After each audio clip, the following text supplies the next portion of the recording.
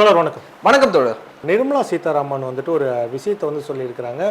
எங்கள் கட்சியில் யார் எப்படிப்பட்டவர்களாக இருந்தாலும் வந்து இணையலாம் அப்படின்னு சொல்லிட்டு ஒரு ஓப்பன் ஸ்டேட்மெண்ட் கொடுத்துருக்காங்க. இந்த ஓப்பன் ஸ்டேட்மெண்ட்டுடைய நோக்கம் என்ன? இந்த ஓப்பன் ஸ்டேட்மெண்ட்டுடைய நோக்கம் இந்தியா முழுவதும் எந்த அயோக்கிய பயல்கள் இருந்தாலும், எந்த ரவுடியல் பையன் இருந்தாலும், எவன் சின்ன பொண்ணை கற்பழிச்சவன் எவனா இருந்தாலும், இந்த இப்போ உதாரணத்துக்கு இப்போ சென்னையில் 15 வயசு பொண்ணை பைக் வாங்கி தரேன்னு சொல்லி ஏமாத்தி ஒரு பாஜக பிரமுகர் வந்து பாலியல் பலாத்காரம், பாலியல் சீண்டல் செஞ்சு இப்போ போஸ்கோ ஆக்ட்ல வந்து கைது பண்ணியிருக்காங்க.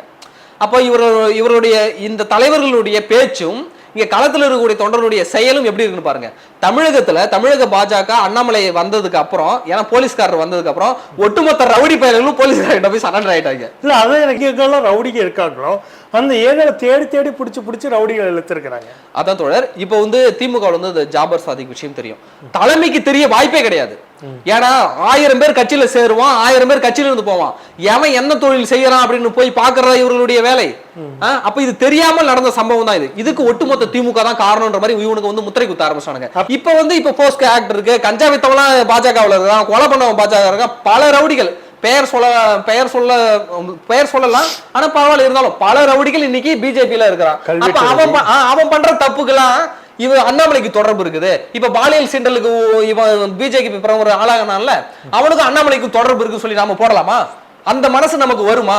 ஆனால் பச்சை துரோகங்களையும் பச்சைமா பாதங்களையும் இவர்கள் பேசக்கூடிய இடத்துல அவர்கள் இருக்கிறாங்க. அப்ப நிர்மலா சீதாராமன் என்ன சொல்றாருன்னா, நீ எப்படிப்பட்ட அயோக்கியனா இரு, எப்படிப்பட்ட ஊழல்வாதியா இரு, எப்படிப்பட்ட பாலியல் பாதகம் செய்தனா கூட, இவர்கள் கட்சிக்கு இன்னொரு பேர் தெரியுமா?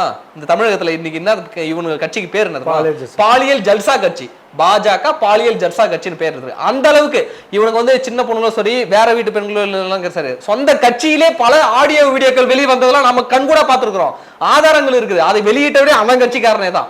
அப்போ இந்த பாலியல் வழக்குக்கு பேர் போனதாக இந்த பாலியல் ஜல்சா கட்சி இருக்குது. அப்போ அனைத்து குற்றவாளிகளும் எங்கள்கிட்ட வந்து சேரலாம்னு சொல்லுற நோக்கம், நீ எப்பேற்பட்ட பஞ்சமா பாதகத்தையும் செய்ய, கொலை செய்ய, பாலியல் பாதகம் எதுனாலும் செய்ய, எங்கள் கட்சிக்கு வந்தா நாங்கள் ஒன்று புனிதமான ஆக்கிடுவோம். எங்ககிட்ட ஒரு வாஷிங் மிஷின் இருக்கு, அந்த வாஷிங் மிஷினுக்குள்ள உங்களை தூக்கி போட்டு மோடி அமித்ஷா பவுடர்னு லிக்விடு ரெண்டும் இருக்கு, ரெண்டையும் ஒன்னா போட்டு நல்லா ஒரு கலக்கி அதுல மதவெறி சாதி வெறின்னு தண்ணியை ஊத்தி நல்லா கலக்கி உங்களை துவைச்சு எடுத்து ஃப்ரெஷ்ஷா உங்களை புனிதமான வச்சுக்கும். இப்ப பாருங்களேன், நம்ம இவன் வந்து ரவுடிகள் பாலியல் குற்றவாளி செய்யக்குள்ள வெளியில் கட்சியில் இருக்கும்போது உயிருக்கு பயந்துகிட்டு இருந்தாங்க, என்கவுண்டருக்கு பயந்து கொண்டு பல பேர் இன்னைக்கு இதுல சேர்ந்திருக்காங்க, பல பேர் இன்னைக்கு பாஜகவில் சேர்ந்திருக்கிறானுங்க. அப்ப அவருடைய நோக்கம் எல்லாம் தங்களுக்கு ஒரு பாதுகாப்பான விட வேண்டும். இவர்களுக்கு என்ன திரும்ப நோக்கம்? நாம எங்கேயாவது பிரச்சாரத்துக்கு போனா நமக்கு அடியாட்கள் வேண்டும், அடியாட்கள் சப்ளை பண்ண ரவுடிகள் வேண்டும். அப்ப இவங்களுக்கு பண உதவி செய்ய அதிக அளவு பணம் யார்? அதுதான் முதல்வர் அவர்கள் சமீபத்தில் வந்துட்டு ஒவ்வொரு மாவட்டத்திலையும் எவ்வளவு ரவுடிகள் வந்து பாஜக இணைந்திருக்கான்னு ஒரு பட்டியலையும் வெளியிடுறாரு. இல்ல, பட்டியல் வெளியிடுற அளவுக்கு இவர்கள் எவ்வளவு பெரிய அயோக்கியத்தனம் செஞ்சுட்டு இருக்காங்க பாருங்க. அதான் இந்த வெளிப்படையான அறைகூவல் என்பது எதற்காகனா, எந்த குற்றவாளினாலும் எங்கள்கிட்ட வரலாம், எங்கள்கிட்ட வந்தா நாங்க உங்களுக்கு பாதுகாப்பு அளிச்சு உங்களுடைய குற்றங்களை எல்லாம் பண்ணிட்டு உங்களை புனிதவான ஆக்கிடுவோம், உங்களுடைய வழக்குகளை தள்ளுபடி பண்ணிடுவோம். இதன் மூலமாக பணமும் இவர்களுக்கு வந்து சேரும். இவர்களுக்கு தேவையான ஆட்களை கிரவுண்ட் லெவல்ல கூட்டுறதுக்கான இந்த ரவுடிகள் பையெல்லாம் போய் கூப்பிட்டாங்க, ஒரு 100 பேர் 200 பேர் திரண்டு வருவாங்க.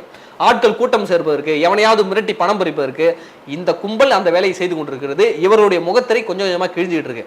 அப்ப நிர்மலா சீதாராமன் யாருனாலும் என் கட்சிக்கு வாங்க அப்படின்னு சொல்வது நோக்கம் என்ன தெரியுமா?